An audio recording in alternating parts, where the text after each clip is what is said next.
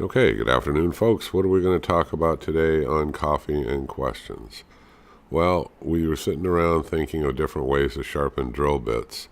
A lot of people buy the drill doctor, they buy drill sharpening jigs, and they have all kinds of ways of doing it. And when we were on the forum and we were talking, I just do them by hand. They don't come out factory sharp like they did when you first bought them, but they come out sharp enough for me to be able to drill through steel, wood, and whatever else. And I just freehand sharpen them on the same angle. I think it's 59 degrees. I mean, just by using, my standard bench grinder. I think it's got 60 grit on one wheel and it's got 120 on the other, and I use the 120 and I just touch it up and it works perfectly fine for me.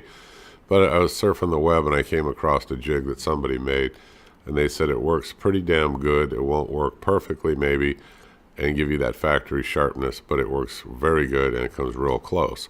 So I'm going to throw it up as one of these how-to projects you can do at home out of scrap.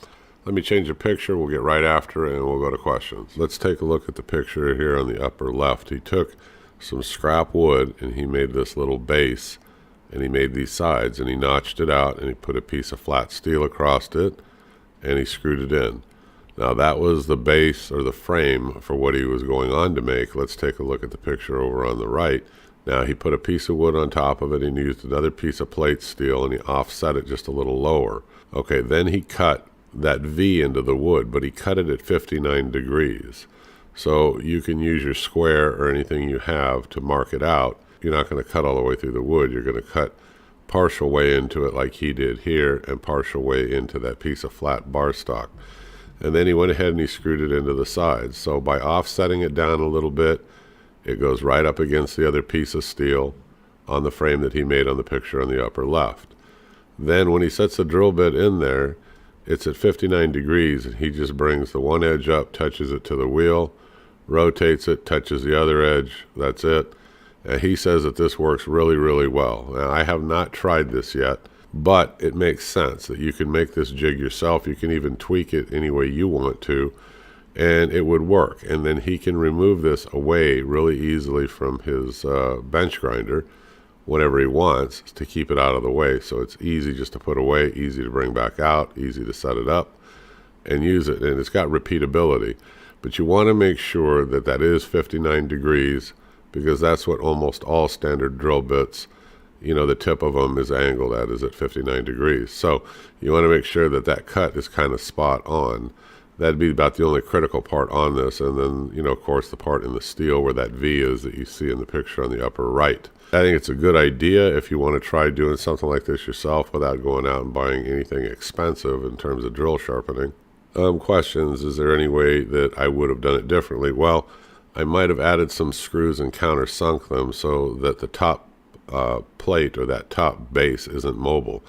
I would have screwed it down onto the rest of the base. I mean, right next to the groove that's cut, I would have screwed down into the wood and countersunk a couple of screws, and that way the whole thing stays stationary or it stays permanently in place, and then you can just bring it back and forth to your grinder. It makes it a little bit easier. He has it so it's removable or movable. Not what I would have done, but I mean, this is his design. I'm sure he has a reason for it. How do I sharpen them now? I stand in front of the grinder on a 120 grit wheel, and I just stand and I just sharpen the edges just by lightly touching them. I've gotten pretty good at it over time now. I don't buy super expensive drill bits, so if I screw it up a little bit, it doesn't matter. But I do have a jig that I bought a while back, but it's a real pain in the rear end to set everything and then get it all set up and use it. And it does replicate a fairly sharp edge, but I mean, again, it's not perfect either. I just found it faster and easier, and I've gotten better at it over the long run, just sharpening them freehand. But, it's like I said, they're not super expensive drill bits, so if I ruin them, who cares? I only paid like under $10 for like a whole bunch of them. So, and I've got a huge assortment of drill bits, but I've gotten pretty good at sharpening them by hand, to answer your question. Okay, there's a comment that says it doesn't seem like a very good way to make a drill sharpening jig. Well, it may or may not be. I haven't tried it, but it wouldn't take long, and you're making it out of scrap material anyway. And if you're able to sharpen your drill bits much better than you ever have by making a simple project like this, it's probably worth you going ahead and trying, or at least seeing how it works. If it works well for you when you're done, well, you've got a really easy little jig that you can just bring out and sharpen drill bits all day long, right?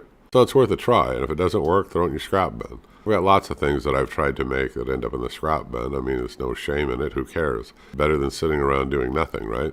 Okay, it doesn't look like there's too many questions on this project, and I didn't really think there would be. Like I said, though, a lot of us struggle with sharpening drill bits. You might want to give it a try. I'm the Home Handyman. I hope you folks click subscribe, give me a thumbs up, and stay with me. This is just your quick tip of the day, and I hope you folks have a great day, and I'll see you on the next video. Bye-bye.